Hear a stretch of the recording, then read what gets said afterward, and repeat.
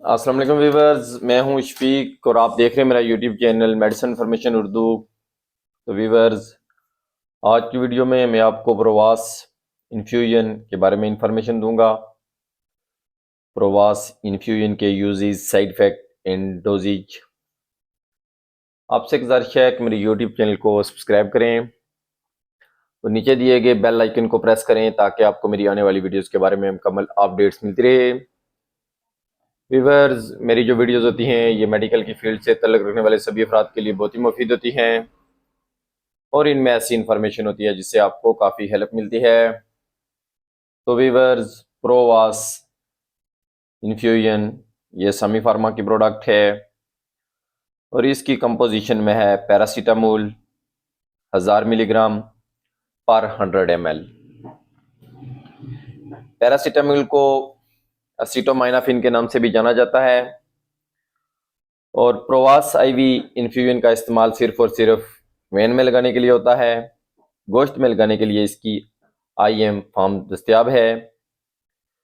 प्रवास IV infusion या injection medicine के group non steroidal anti inflammatory group से है और ये अद्वियात आमतौर पर इंसानी बॉडी से दर्द, बहार और सोजिश वगैरह को कम करने के लिए इस्तेमाल करवाई जाती हैं। प्रवास इंजेक्शन एक एंटी पायरेटिक एजेंट के तौर पर काम करता है, यानी ये हमारी बॉडी से तेज बहार को कम करने के लिए इस्तेमाल करवाया जाता है। इंट्रोडक्शन के बाद देख लेते हैं आपकी इसके यूजेस। तो प्रवास आईवी इंजेक्शन का इस्तेमाल तेज बुखार को कम करने के लिए किया जाता है।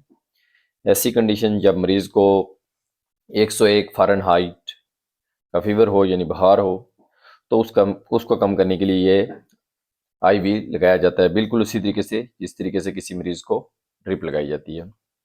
इसका इस्तेमाल बदन दर्द यानी बॉडी पेन को कम करने के लिए भी मुफीद है। प्रवास आईवी इंजेक्शन का इस्तेमाल पेट के दर्द में भी मौसर है। इसके अलावा ये मसल्स पेन यानी जो हमारे पट्टे होते हैं उनमें जो दर्द होता है उसको कम करने के लिए भी इसका इस्तेमाल करवाया जा सकता है। खवातीन में माहवारी के दर्द को कम करने के लिए भी इसका इस्तेमाल करवाया जाता है। यानी प्रवास जो है ये एक non steroidal anti inflammatory group की मेडिसिन है जो हमारे जिस्म में दर्द, बहार और सोजिश को कम करने के लिए इस्तेमाल करवाई जा सकती है। अब बहार की कई किस्में हैं, तो उसमें यह है कि हीट स्ट्रोक के बायस भी कुछ अफराद को बहार होता है, यानी बहुत ज़्यादा लू लगने से, धूप लगने से जब किसी को बुखार हो तो उसको हीट स्ट्रोक कहते हैं। तो ऐसी कंडीशन में भी इसका इस्तेमाल, तब भी अगर बुखार तेज़ हो जाए हीट स्ट्रोक के बायस, तो तब भी इसका इस्तेमाल करवाया जा सकता है। इसके अलावा टाइफाइड फीवर होता है। टाइफाइड फीवर एक इन्फेक्शन होती है और जब टाइफाइड फीवर के बायस इन्फेक्शन हो और साथ तेज़ बुखार हो तो उसको कम करने के लिए भी इसका इस्तेमाल करवाया जा सकता है। मलेरिया के बायस तेज़ बुखार हो तो तब भी इसका इस्तेमाल करवाया जा सकता है। इसके अलावा वायरल फीवर होता है, बैक्टीरिया के बायस भी बुखार होता है, तो तब भी इसका इस्तेमाल करवाया जा सकता है बुखार को कम करने के लिए और साथ में बॉडी में होने वाले दर्द और साथ में बॉडी में होने वाली सोजिश को कम करने के लिए इसका इस्तेमाल करवाया जा सकता है। अब देख लेते हैं इसका सबसे इम्पोर्टेंट हिस्सा, यानी कि इसकी जो मिकदार खुराक है वो क्या है। ये इंजेक्शन कम अज़ कम 18 साल से ज़्यादा उम्र के लोगों में इस्तेमाल के लिए मौसर है। छोटे बच्चों में इस्तेमाल के हवाले से इसकी डोज कैलकुलेशन बहुत ज़रूरी है, जो कि डॉक्टर हजरात अपने तजर्बे की बुनियाद पर करते हैं।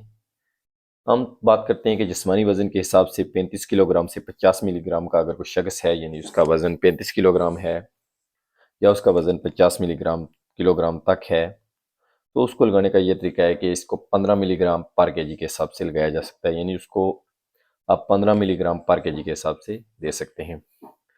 50 मिलीग्राम से ऊपर के वज़न के हमल अफराद जो हैं जिनका वज़न 50 किलोग्राम से ऊपर है, तो उनमें इसकी ये जो पूरी वाइल है 100 ml की, यानी 1000 मिलीग्राम में इसका 100 ml है, तो ये आप पूरा लगा सकते हैं। लेकिन उसके लिए ज़रूरी है कि उसका वज़न 50 किलोग्राम हो।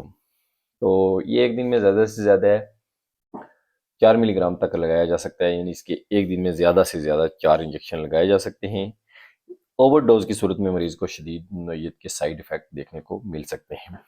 तो वीवर्स, अब देख लेते हैं इसके मुज़र असरात। तो ये जिन अफराद को लगाते हैं आप, उनमें रेडनेस हो सकती है, यानी आपने यहाँ लगाया वहाँ पे हल्की फुल्की खारिश हो सकती है, रेडनेस हो सकता है, कैमत भी हो सकती है, डायरिया वगैरह हो सकता है, मरीज़ों को सांस लेने में डिफ़िकल्टी हो सकती है, यानी उनको सांस लेने में थोड़ी सी मुश्किलात हो सकती हैं, ओवर स्वेटिंग हो सकती है, यानी ज़्यादा पसीना वगैरह आ सकता है।